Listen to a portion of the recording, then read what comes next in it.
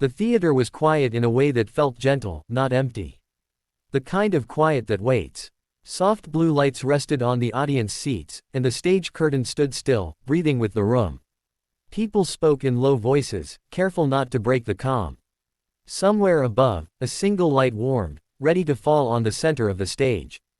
It was another night on America's Got Talent, another audition, another story about to begin. Yet something in the air felt slower, heavier, as if the room already knew this moment would matter. Backstage, a young woman stood alone, hands folded, eyes closed.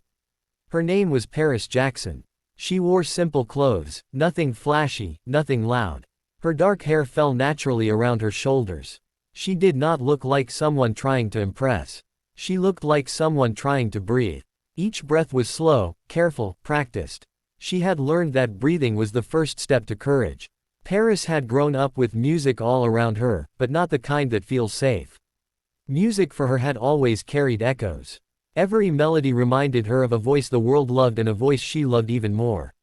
Michael Jackson was her father, and the weight of that truth had followed her since she could walk. To the world, he was a legend. To her, he was a presence that filled rooms even when he was gone. That difference had shaped her life in quiet, complicated ways. When people looked at Paris, they often did not see her. They saw him. They heard expectations before they heard her voice. That was the problem she carried tonight. Not fear of singing, but fear of being judged before a single note was played. She wanted to be known as herself, not as a shadow, not as a memory. A stage manager gently called her name. Paris opened her eyes. She felt the ground beneath her feet. She nodded once, more to herself than anyone else, and walked toward the light. Out on the stage, the judges waited. Simon Cowell sat at the center, arms resting on the desk, face calm but focused. To his left sat Heidi Klum, smiling softly. Howie Mandel leaned forward with interest, and Sofia Vergara watched with kind curiosity. They had seen thousands of performers. They had heard every kind of story.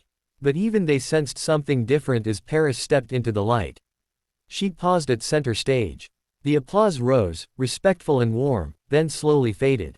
Paris looked out at the audience. She did not rush. She let the silence settle, let it hold her. "Hi," she said quietly. "Hi," Simon replied, his voice gentle. Paris swallowed, then spoke again. "My name is Paris Jackson." A murmur moved through the crowd. Not loud, not shocked, just aware. "And why are you here tonight?"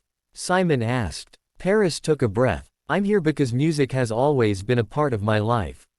And for a long time, I was afraid to share my own voice. Tonight, I want to try." Simon nodded. "What will you be performing?" "An original song," she said. "It's about learning how to stand on your own." There was no mention of her father. No dramatic pause. Just truth, simply stated. Simon leaned back slightly, studying her. "Whenever you're ready." The lights dimmed. A soft spotlight stayed with Paris. She lifted her guitar, fingers finding the strings as if they had been waiting for her touch. The first note was quiet, almost shy. Then came another, and another, building slowly, like footsteps on a calm road. When Paris began to sing, her voice was not loud. It did not try to fill the room by force. It moved gently, carefully, carrying honesty more than power.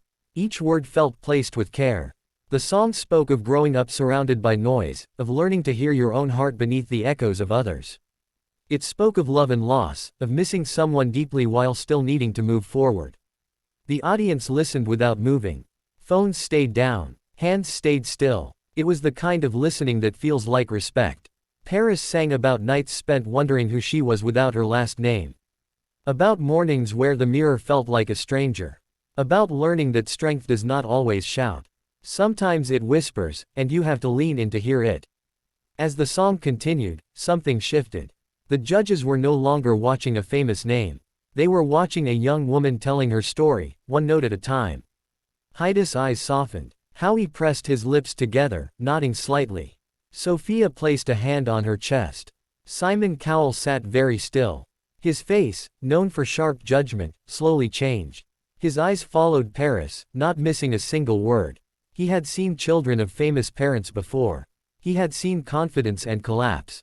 But this was different. This was quiet bravery. Halfway through the song, Paris's voice trembled for just a moment.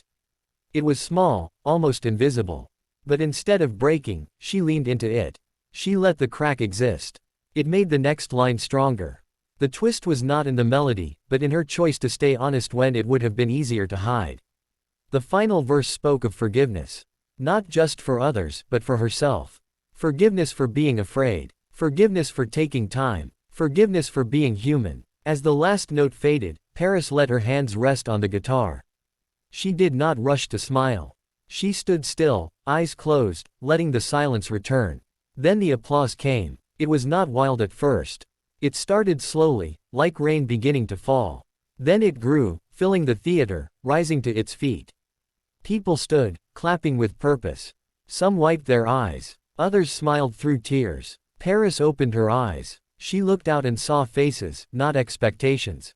She smiled, small and real. The judges stood as well. Simon remained seated for a moment longer. When he finally stood, the room noticed. He cleared his throat, blinking once, then again. That, Simon said slowly, was incredibly brave. Paris nodded, listening. You know, Simon continued, it would have been very easy for you to come out here and rely on your name. But you didn't. You came out here as yourself. And that takes courage. His voice softened. Your father was a legend. But tonight, you showed us that you don't need to be anyone else.